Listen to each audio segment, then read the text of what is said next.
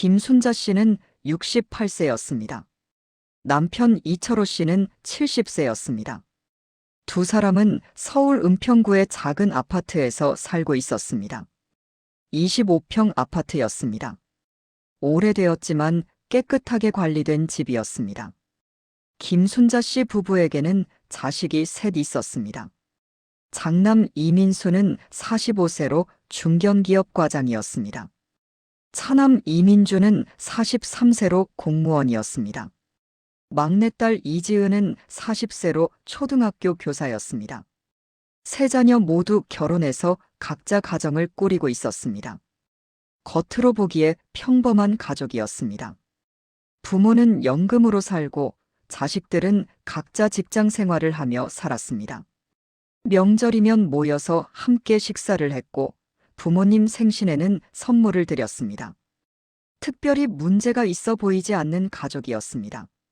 하지만 이 가족에게는 15년간 숨겨온 비밀이 있었습니다. 김순자 씨와 이철호 씨는 정부로부터 기초생활수급비를 받고 있었습니다. 독거노인으로 등록되어 있었습니다. 매달 각각 60만 원씩 두 사람 합쳐 120만 원을 받았습니다. 문제는 이들이 독거노인이 아니었다는 것입니다. 3명의 자녀가 있었고 그 자녀들은 모두 안정적인 직장을 가지고 있었습니다. 법적으로 부양 의무가 있는 자녀들이었습니다. 이런 경우 기초생활수급 대상이 될 수 없었습니다. 이 부정수급은 2008년에 시작되었습니다. 당시 김순자 씨는 53세, 이철호 씨는 55세였습니다. 아직 젊은 나이였습니다. 하지만 두 사람은 기초생활수급비 신청을 했습니다. 신청 서류에는 자녀가 없다고 적혀 있었습니다. 부양 의무자가 없다고 했습니다. 혼자 사는 노인 부부라고 했습니다. 수입도 거의 없다고 했습니다. 모두 거짓이었습니다. 왜 이런 일을 했을까요? 시작은 장남 이민수의 제안이었습니다. 당시 민수는 30세였습니다. 결혼한 지 2년째였고 아이가 하나 있었습니다. 회사 생활은 괜찮았지만 돈이 항상 부족했습니다. 서울에서 집 장만하려면 큰 돈이 필요했습니다. 민수는 우연히 알게 되었습니다. 부모님이 기초생활수급비를 받으면 매달 돈이 나온다는 것을, 그 돈을 모으면 목돈이 된다는 것을, 물론 불법이지만 들킬 가능성은 낮다고 생각했습니다. 민수는 부모님을 설득했습니다. 기초생활수급비를 신청하자고 했습니다. 자녀가 없는 것처럼 서류를 꾸미자고 했습니다. 받은 돈은 나중에 손주들 교육비로 쓰자고 했습니다. 가족 모두를 위한 일이라고 설득했습니다. 김순자 씨는 처음에 거절했습니다. 이건 잘못된 일이라고 했습니다. 정부 돈을 속여서 받는 건 범죄라고 했습니다. 하지만 민수는 계속 설득했습니다. 차남 민준도 동의했습니다. 막내 지은도 반대하지 않았습니다. 결국 김순자 씨 부부는 동의했습니다. 자식들이 하자는 대로 하기로 했습니다. 어차피 나중에 자식들한테 돌아갈 돈이니까 괜찮다고 생각했습니다. 신청 과정은 생각보다 쉬웠습니다. 서류만 잘 작성하면 됐습니다. 자녀 관계를 숨기는 것이 핵심이었습니다. 주민등록상 세대를 분리했습니다. 자녀들은 각자 독립된 세대로 등록되어 있었습니다. 부모님과 함께 사는 것처럼 보이지 않게 했습니다. 실제로 김순자 씨 부부는 은평구 아파트에 살았습니다. 하지만 자녀들의 주소는 다른 곳으로 되어 있었습니다. 민수는 분당에, 민주는 일산에, 지은은 강남에 주소를 뒀습니다. 모두 전세나 자가로 살고 있었습니다. 서류상으로는 김순자 씨 부부가 혼자 사는 것처럼 보였습니다. 수입도 없는 것처럼 보였습니다. 재산도 없는 것처럼 꾸몄습니다. 복지 담당 공무원이 확인했지만 서류상으로는 문제가 없어 보였습니다. 2008년 7월 첫 수급비가 나왔습니다. 두 사람 합쳐 120만 원이었습니다. 민수가 부모님 통장을 관리했습니다. 돈이 들어오면 바로 빼서 따로 모았습니다. 부모님은 그 돈을 쓰지 못했습니다. 모두 자식들이 관리했습니다. 한 달에 120만 원, 1년이면 1,440만 원이었습니다. 10년이면 1억 4,400만 원이었습니다. 15년이면 2억 1,600만 원이었습니다. 하지만 실제로 받은 돈은 더 많았습니다. 수급비는 매년 조금씩 올랐습니다. 물가 상승을 반영했기 때문입니다. 2008년에는 두 사람 합쳐 120만 원이었지만 2015년에는 140만 원이 되었고 2023년에는 160만 원이 되었습니다. 평균적으로 계산하면 월 140만 원 정도였습니다. 15년간 받은 금액은 총 2억 5,200만 원이었습니다. 거기에 명절 지원금, 난방비 지원, 의료비 지원 등 각종 추가 지원금까지 합치면 총 5억 원이 넘었습니다. 이 돈은 어디로 갔을까요? 세 자녀가 나눠 가졌습니다. 민수는 집을 샀습니다. 분당의 아파트 구입 자금으로 썼습니다. 민주는 자동차를 샀습니다. 외제차였습니다. 지은은 아이들 학원비로 썼습니다. 영어 학원, 수학 학원, 피아노 학원 비용이었습니다. 김순자 씨 부부는 어떻게 살았을까요? 아이러니하게도 그들은 정말 가난하게 살았습니다. 수급비를 받고 있었지만 그 돈을 쓸 수 없었습니다. 자식들이 모두 가져갔으니까요. 두 사람은 이철호 씨의 국민연금으로 살았습니다. 한 달에 80만 원 정도였습니다. 그 돈으로 월세를 내고 생활비를 썼습니다. 넉넉하지 않았습니다. 외식도 거의 못했고 옷도 몇 년에 한 번 샀습니다. 자식들은 부모님에게 생활비를 주지 않았습니다. 명절에 용돈 10만 원씩 주는 것이 전부였습니다. 오히려 부모님한테 받는 돈이 더 많았습니다. 수급비 명목으로 매달 120만 원 이상을 가져갔으니까요. 김순자 씨는 가끔 허탈했습니다. 자식들을 위한다고 시작한 일인데 정작 자기들은 더 가난해진 것 같았습니다. 하지만 말할 수 없었습니다.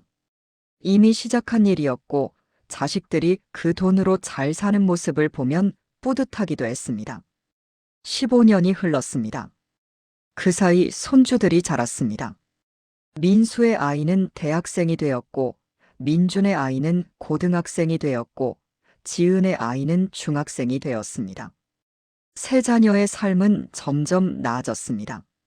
하지만 2023년 가을 모든 것이 무너졌습니다. 복지부 감사가 시작된 것입니다. 정부가 전국적으로 기초생활수급 부정수급을 단속하기로 한 것입니다. 빅데이터를 활용해서 의심스러운 케이스를 걸러냈습니다. 김순자 씨 부부의 케이스가 걸렸습니다. 컴퓨터가 이상을 감지한 것입니다. 15년간 한 번도 병원비를 청구하지 않았습니다. 독거노인인데 의료비 지원을 거의 받지 않았습니다.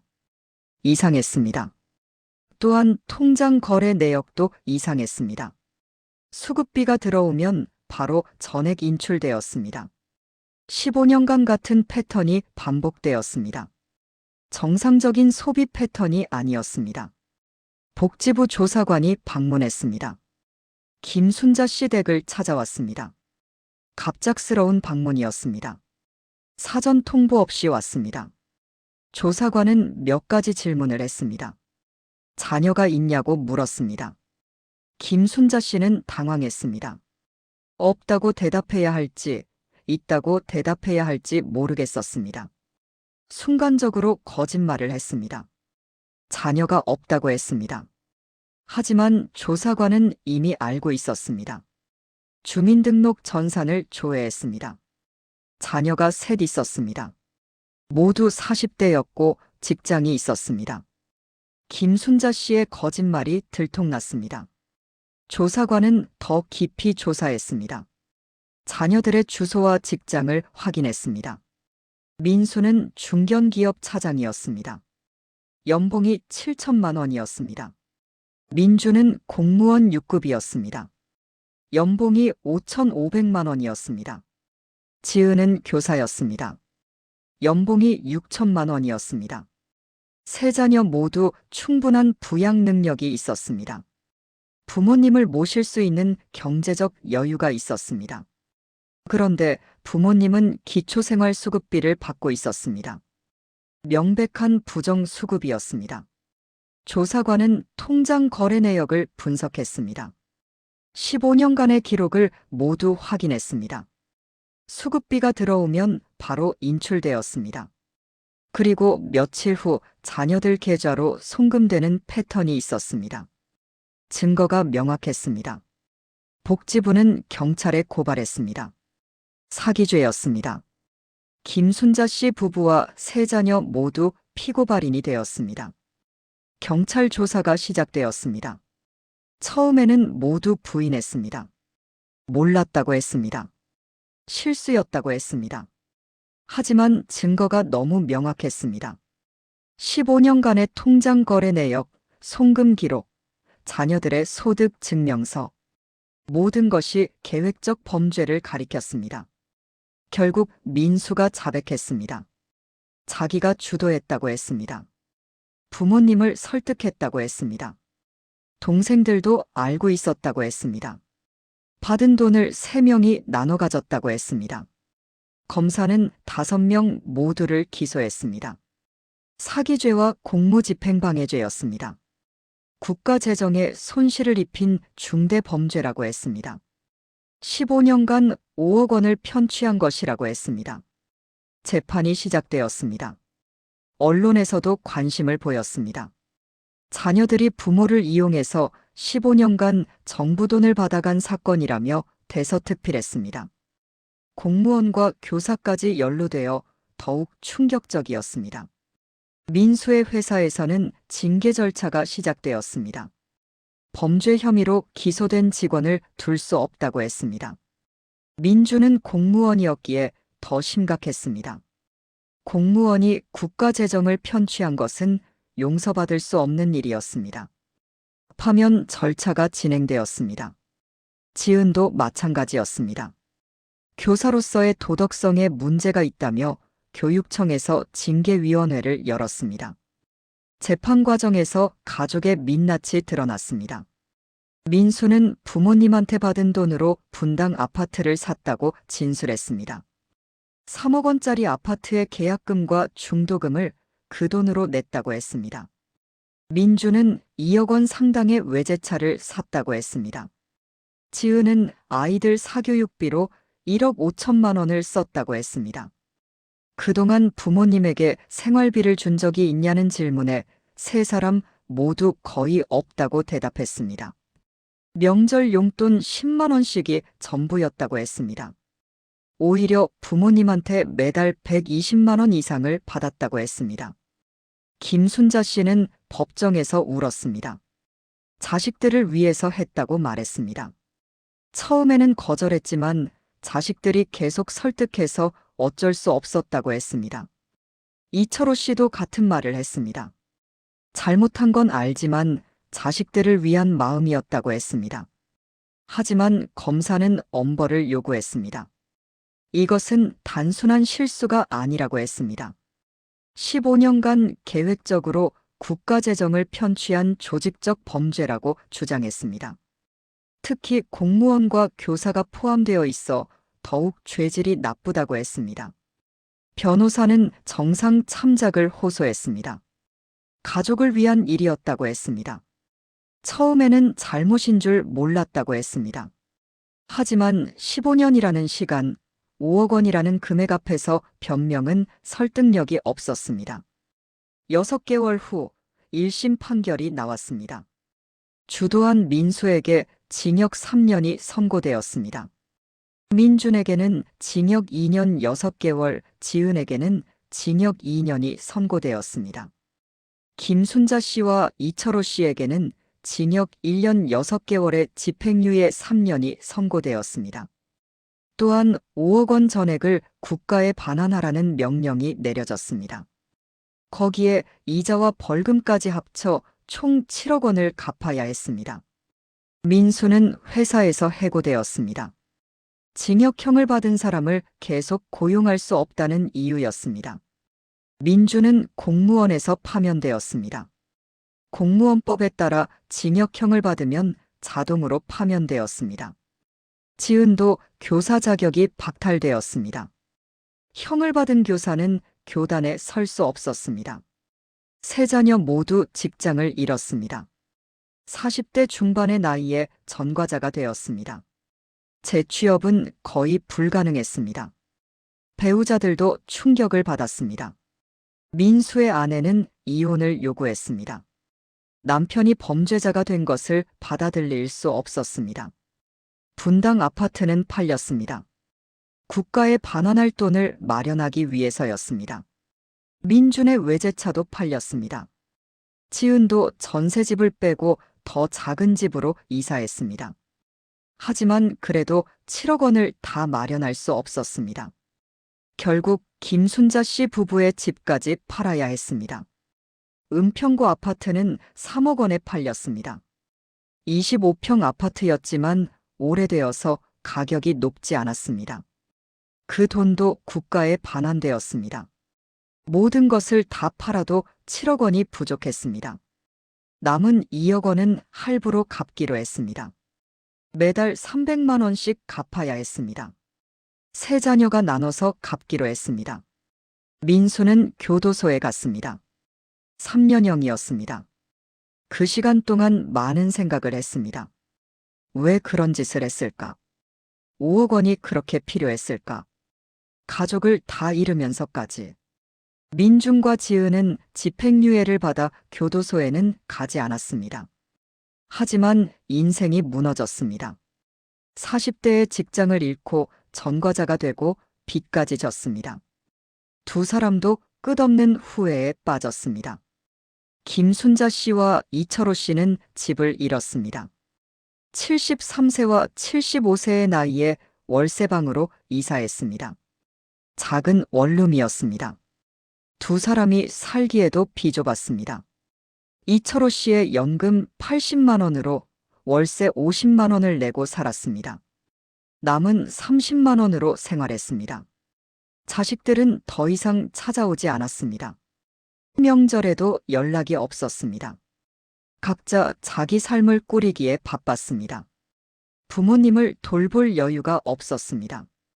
오히려 부모님 때문에 인생이 망했다고 원망하기도 했습니다. 김순자 씨는 가끔 생각했습니다. 만약 15년 전으로 돌아갈 수 있다면 어떻게 했을까? 아마도 민수의 제안을 단호하게 거절했을 것입니다. 불법이라고 절대 안 된다고 말했을 것입니다. 그랬다면 지금 이렇게 비참하지는 않았을 것입니다. 이 사건은 사회에 큰 충격을 주었습니다. 기초생활수급제도의 허점이 드러났습니다. 정부는 대책 마련에 나섰습니다. 부양의무자 기준을 강화했습니다. 자녀의 소득과 재산을 더 철저히 확인하기로 했습니다. 또한 빅데이터 감시 시스템을 강화했습니다. AI가 의심스러운 패턴을 자동으로 감지하도록 했습니다. 통장 거래 내역, 소비 패턴, 병원 이용 기록 등을 종합적으로 분석했습니다. 부정수급을 조기에 적발하기 위해서였습니다. 처벌도 강화되었습니다. 부정수급으로 받은 금액의 5배를 벌금으로 부과하는 법안이 통과되었습니다. 또한 부정수급자는 향후 10년간 모든 복지 혜택에서 제외되도록 했습니다. 재범을 막기 위한 조치였습니다. 하지만 부정수급은 여전히 계속되고 있습니다. 2024년 한 해 동안 적발된 부정수급 건수는 3만 건이 넘었습니다. 금액으로는 1,200억 원이 넘었습니다. 정부가 아무리 단속해도 새로운 수법이 계속 나타났습니다. 가장 흔한 수법은 소득 숨기기였습니다. 현금 장사를 하면서 소득을 신고하지 않는 경우가 많았습니다. 또한 재산을 타인 명의로 바꿔놓는 경우도 있었습니다. 자녀 명의로 집을 사면 본인 재산이 없는 것처럼 보였습니다. 김순자 씨 부부처럼 부양 의무자를 숨기는 경우도 많았습니다. 주민등록상 세대를 분리하고 연락을 끊은 것처럼 꾸미는 것입니다. 서류상으로는 독거노인처럼 보이지만 실제로는 자녀의 지원을 받는 경우였습니다. 정부는 이런 부정수급 때문에 정말 도움이 필요한 사람들이 피해를 본다고 경고했습니다. 한정된 복지 예산이 부정수급자들에게 흘러가면 진짜 빈곤층은 지원을 받지 못합니다. 복지제도의 근간이 흔들리는 것입니다. 민수는 3년 후 출소했습니다. 48세가 되었습니다. 전과자였고 40대 후반이었고 경력이 단절되었습니다. 재취업은 거의 불가능했습니다. 결국 일용직 노동자가 되었습니다. 건설 현장에서 하루 15만 원을 받고 일했습니다.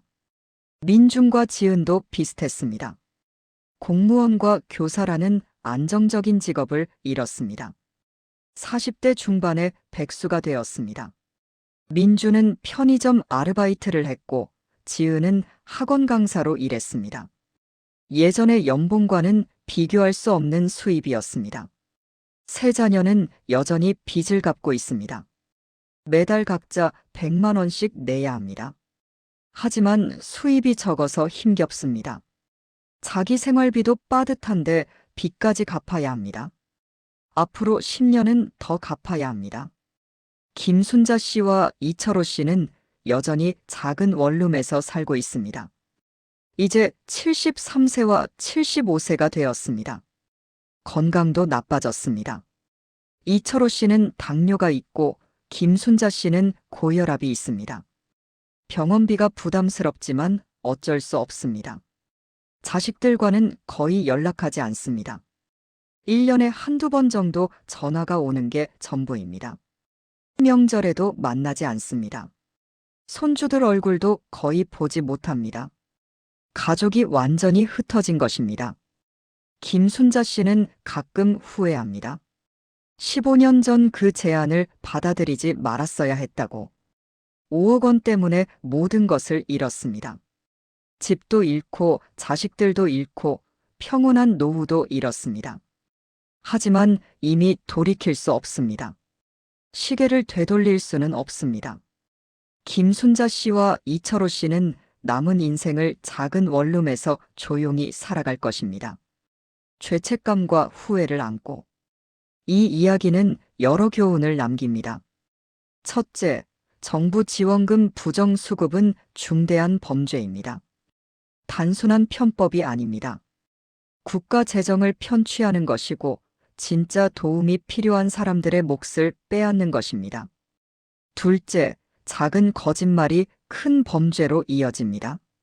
처음에는 가벼운 마음으로 시작했을 것입니다.